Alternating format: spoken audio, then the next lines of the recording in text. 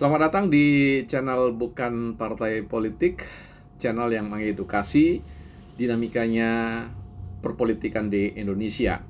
Nah, teman-teman, kali ini kita akan mau bicara satu tema yang sederhana, tapi seringkali menghiasi diskusi yang berlangsung di tataran media massa atau media sosial.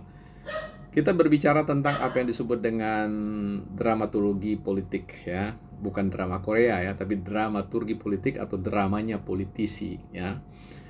Ketika kita bicara tentang dramaturgi politik, maka sebenarnya kita sedang berbicara satu, dunia panggung, yang kedua dunia aktor, ya, dunia penokohan, dan yang ketiga adalah dunia pesan yang disampaikan oleh tokoh itu atau pelaku dramaturgi.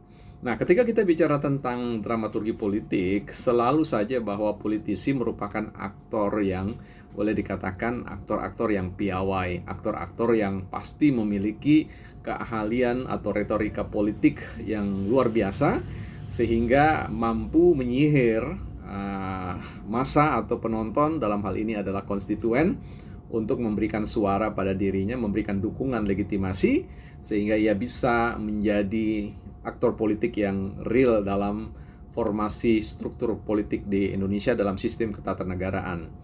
Nah, teman-teman, ketika kita bicara tentang dramaturgi politik ini, ya, kita bisa meminjam teorinya Erving Goffman, seorang sosiolog atau profesor sosiologi kelahiran Kanada yang mampu menteorikan tentang kesadaran terkait dengan adanya dramaturgi politik atau dramaturgi, ya, teori interaksi simbolik. Nah, dalam konteks ini, meminjam perspektif teori dramaturgi ini, Irving menyampaikan bahwa dunia, apa yang disebut dengan front stage, back stage, jadi ada dua dunia yang berbeda realitasnya, dunia panggung, muka panggung dan belakang panggung. Artinya ketika seorang politisi hadir di atas panggung, dia biasanya memainkan peran yang berbeda dengan sejatinya dirinya ketika berada di bawah panggung atau ketika turun panggung dalam konteks pentas politik, ya. Apa yang ditampilkan di depan publik, di depan konstituen, biasanya selalu konsepnya adalah hal-hal yang positif, hal-hal yang penuh dengan janji-janji yang katakanlah memberikan harapan yang luar biasa terhadap ekspektasi atau harapan-harapan masyarakat, harapan publik, harapan konstituen, pemilih itu, ya, sehingga suara diberikan kepadanya. Nah, terlepas pada dunia yang sesungguhnya, ketika dia berada di belakang panggung, hal itu bisa lain cerita, ya. Sama ketika dia ada di atas panggung, seorang politisi dituntut untuk menunjukkan wajah yang penuh keceriaan, wajah yang penuh kecerdasan, kemampuan retorika yang luar biasa.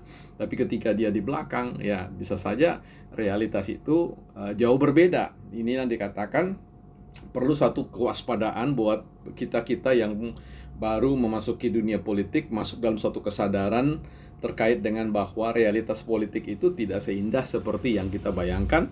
Realitas politik itu tidak seadab seperti yang kita harapkan, ya, bahwa realitas politik itu kadang-kadang bias kemana-mana, bias pada konteks apa yang sebenarnya idealnya secara normatif bisa diberikan kepada konstituen atau kepada publik.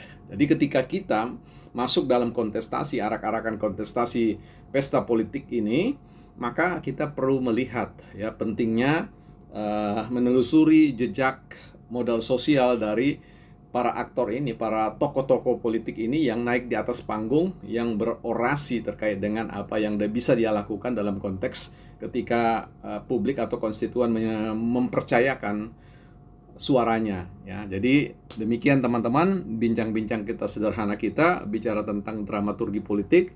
Waspadalah dengan tokoh-tokoh yang realitas panggung mukanya berbeda dengan belakangnya, ya. Jadi pilihlah para tokoh-tokoh politisi yang di depan dan di belakang punya kesamaan, paling tidak 11-12 atau mirip-mirip, ya, seperti itu. Saya kira demikian, kita akan masuk nanti dalam perbincangan-perbincangan yang bisa mengaitkan tentang konsep dramaturgi politik ini dengan hal-hal yang ada di kenyataan sosial atau di kehidupan sehari-hari di dunia politik. Ya, salam bukan partai politik.